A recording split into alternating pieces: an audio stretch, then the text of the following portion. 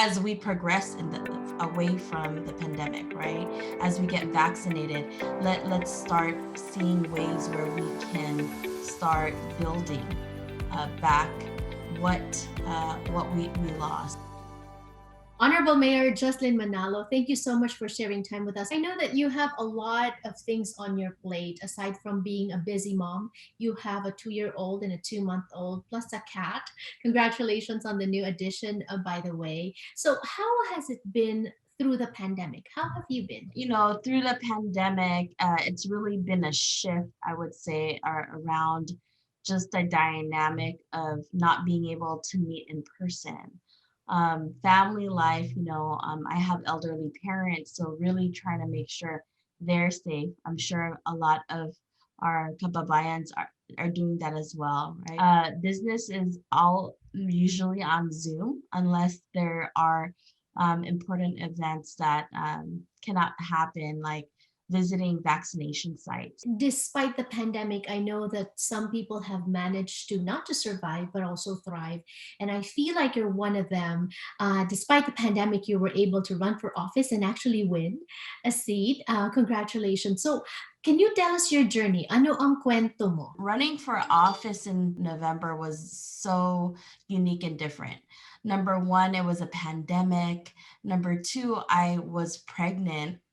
And so really shifted kind of, meeting people was more difficult. I used to knock on doors, and this time it was really still going up and down stairs, dropping off leaflets.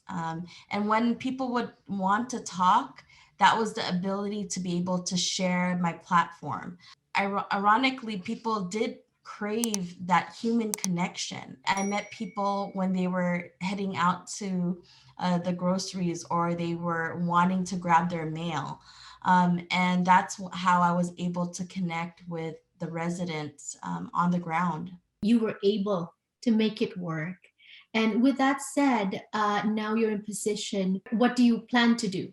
There were really three main priorities that I ran on. And one was to continue to fight for more affordable housing opportunities within the city of Daly City, as well as ensuring that we have a recovery plan, given the fact that there has been economic hits in our small businesses, the loss of jobs, making sure that even the healthcare workers, and many of our Filipino Americans are, right, that they are being supported as well. And I heard that just recently you were able to pass something, higher pay for workers in groceries. Yeah, just on the cusp of last night, we passed hazard pay in Daly City, meaning that grocery store workers or drugstore workers will be receiving $5 more than what they are getting paid.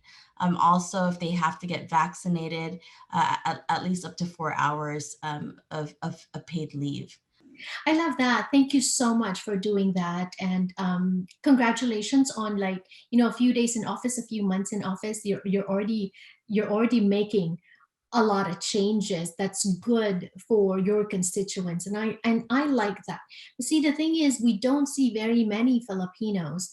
One of the things that's historic from the last election is that we elected a record number of Filipino women in positions, right? But that's not the norm.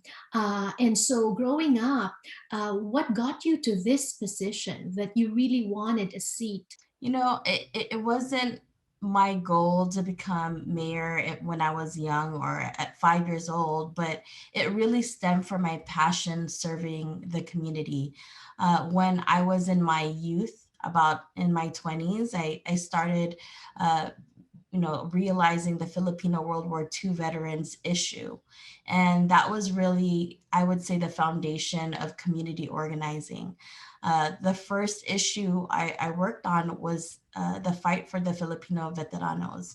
And I would say my first experience doing legislative work was in Washington, D.C., fighting for them and organizing. And seeing that injustice really struck a chord in my heart.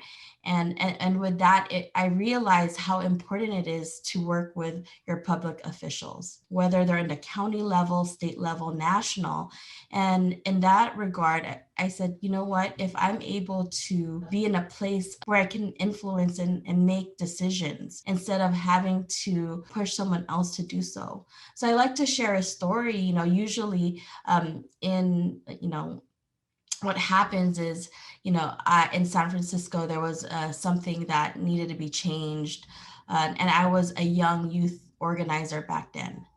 And it was around their housing policy and in having more inclusive, below market rate programs. When I moved into the position as in Daly City as a legislator, I realized that those policies, same policies in San Francisco, I was able to really draw and create and change and implement. So to me, that's when I realized, this is a beautiful moment because now, I can implement some of the things that I learned on the ground, serving the community.